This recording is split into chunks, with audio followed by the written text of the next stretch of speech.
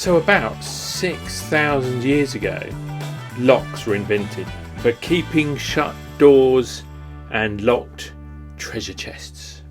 And one of the oldest designs is called the Egyptian lock, and examples of this wooden lock and key have been found in the ruins of Nineveh, the ancient capital of the Assyrian Empire. Now, in this style of wooden lock and key, there's a wooden stick with sort of 6 lumps on it, and when it's inserted into a lock, it shifts the little wooden pins up out the way, allowing the two halves of the lock to separate. Now, the lock and key design of these Egyptian locks with its removable pins is replaced by a much simpler latch and deadbolt design during the Roman Empire.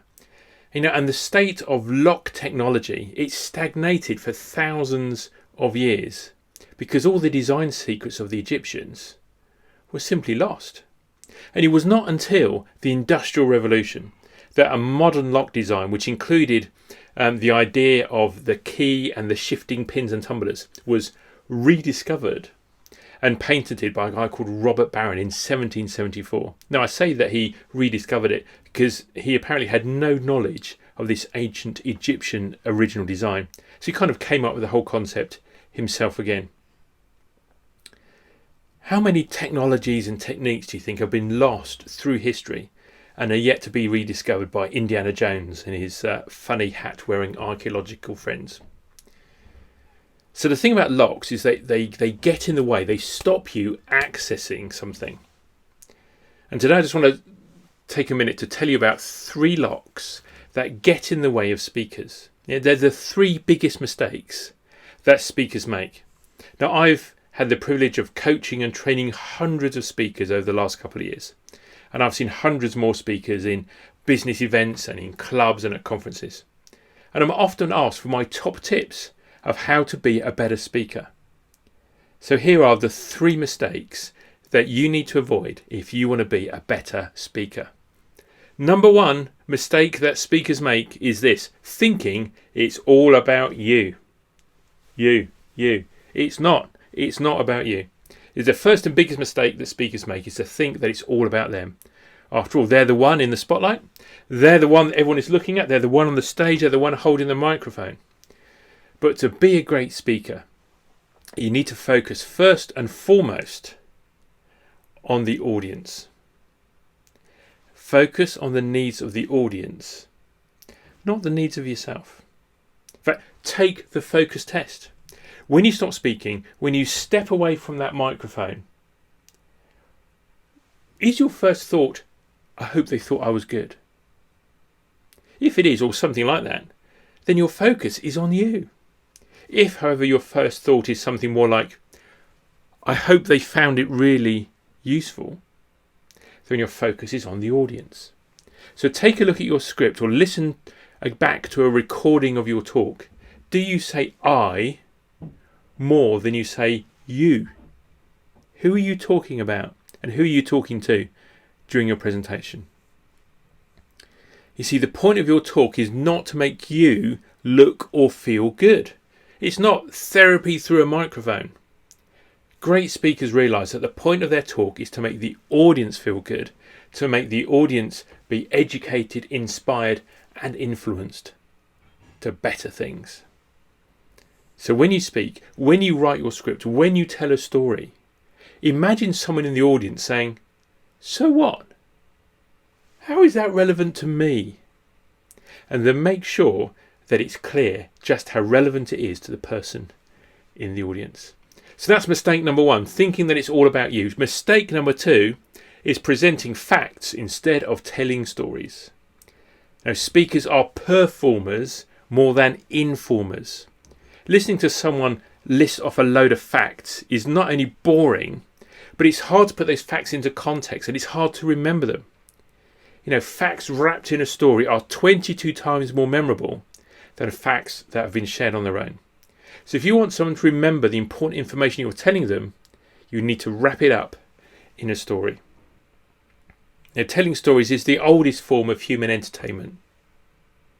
Well, perhaps the second oldest form of human entertainment, but you know what I mean, okay? It is part of who we are. We love stories. We love listening to stories. So ask yourself, what is the story that's behind your talk? How does the audience fit into that story? And how will their story change as a result of listening to you speak today? Let me give you an example. I give a presentation about cybersecurity to business owners. And rather than giving them lots of facts about this risk or that vulnerability or how many businesses get hacked every year, no one wants to listen to all that stuff. And who can remember it? Instead, I tell them a story about Vlad. Now, Vlad is sat in his pants in his mum's basement in Moscow. And he wants to steal from you. So let me share with you just 3 ways that Vlad can steal from you without ever leaving his basement in Moscow and never even having to put on his trousers. You see, when we tell a story, it is much more engaging. And the third and final tip that I want to share with you today is the mistake that speakers make is confusing quantity with quality. Okay, confusing quantity with quality. And the third most common mistake people make is try to include too much information in their talk, as if the sheer volume of content is going to convince the audience by overwhelming them.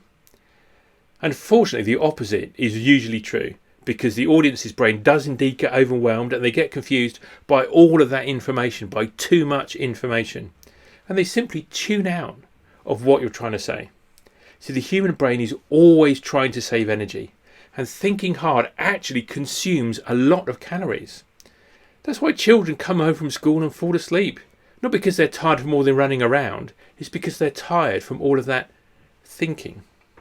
My wife is a puppy trainer, and she often tells her clients not to get too stressed or worried about needing to take their dog out for a long walk every day, especially in the bad weather.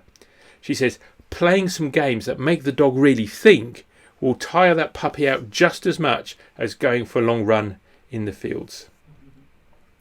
So when it comes to deciding what to include and what to leave out, the mantra is always this: less is more. Less is more. Aristotle pointed out that 3 is the ideal number of points to include in a speech. Notice how many points I've included today? The human brain just loves a tricolon. You know, that's a talk of 3 parts. It feels complete, it feels easy to remember, it feels easy to present. 3 is the magic number. So pick 3 of the most important things that you want your audience to know, that you want your audience to focus on, and you should focus on those 3 things. Now, including the other 17 things you've come up with won't help the audience at all, because no one is going to remember them. So when you unlock these 3 mistakes that speakers make, you're going to become much more entertaining, much more influential, and much more effective as a speaker. Remember, it's not about you. You need to focus on the audience, look at things from their perspective. Tell stories, don't just list facts. And less really is more. Say 3 things, not 30. Now, we might be in lockdown now in January 2021, lockdown number 3. But it's improving to be a record month here at Malmesbury Speakers Academy. In particular, the Speak with Confidence online course is really popular, especially at the moment. There's a special lockdown discount. It's gone from £197 down to just £67, and that's for 2 courses, including personalised feedback from me. So not just a video to watch, it's an interactive experience. So you can check that out at malmesburyspeakers.com/confidence. Oh, and my flagship coaching program for people who want to launch their own paid speaking business. That's actually busier than it's ever been. So if you're interested in taking part of that, we need to have a conversation. You see, I don't work with everyone, but if you've got a story that the world needs to hear, then you could book a free discovery call with me, and I'll spend 45 minutes with you working out how we can get your speaker business launched.